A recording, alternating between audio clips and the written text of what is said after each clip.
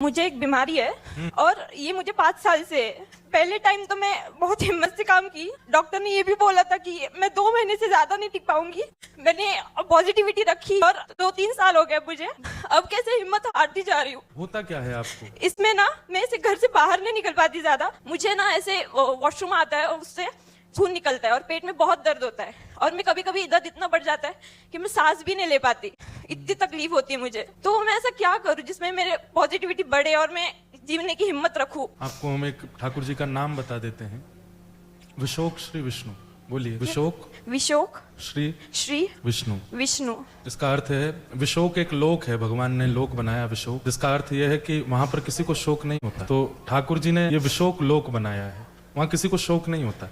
तो इस नाम का ये अर्थ है कि हे नाथ, मेरा जो शोक है मैं उससे लड़ रहा हूँ, मैं मेडिसिन ले रहा हूँ, मैं जो भी कर रहा हूँ वो कर रहा हूँ, पर मेरा जो पीड़ा है उसको आप कृपा कर दूर करो। आप हमारी बात पर विश्वास मानिएगा। पहली बार जब हम कथा करने के लिए मंच पर बैठे थे 2015 में, उससे कुछ महीने पहले हमको ट्यूबरकुलोसिस हुआ था और मेरे लंग्स के ऊपर में एक ट्यूमर हो गया था। डॉक्टर को जब चेक कराया, क्योंकि मेरे को बहुत खांसी हो रही थी, कभी कभी ब्लड भी आ रहा था, मेरे को पसीने आ रहे थे, बुखार आ रहा था, बहुत कुछ हो रहा था, मतलब वो एक मेजर रूप धारण करता जा रहा था।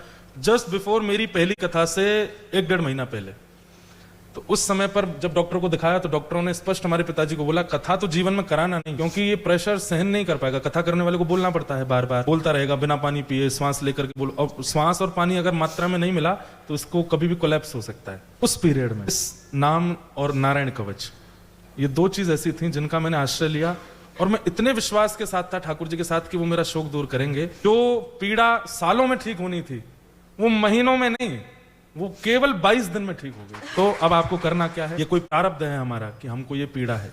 मैं यही सोचती हूँ कि मैंने कभी किसी का बुरा नहीं चाहा, नहीं, कभी आप दिल कभी ने तो किसी का कभी बुरा फिर भी कर हो भी नहीं गया। सकते, कभी कुछ बुरा है भी नहीं। ये कोई जीवन का प्रारब्ध है, आ गया है। हारना नहीं है। सबसे पहली बात तो अपने विल पावर को, ये रखो, पांडुरंग भगवान सब अच्छा करेंगे। रोज हंसा करो, रोना नहीं। अभी हंसो, हाँ हंसो कि सब, और आप सबसे स्पेशल हो। तो इसमें करना क्या है, रोज प्रसन्न रहिए, विशोक श्री विष्णु ये जपते रहिए, और रोज रात को सोने से पहले नारायण कवच सुनना है। आपको यूट्यूब पर चला दीजिए, बैठ करके लंबी सांस लेना है और ये विचार करो, मेरे अंदर ठाकुर जी बैठे हो, नारायण कवच सुनो। मैं अहिल्यानगर अगले साल अप्रैल में फिर आ रहा हूँ, मेरी कथा है 14 अप्रैल को, वो कथा पूरी होगी, मतलब ठीक 1 साल बाद आ रहा हूँ, आपसे मिलूंगा।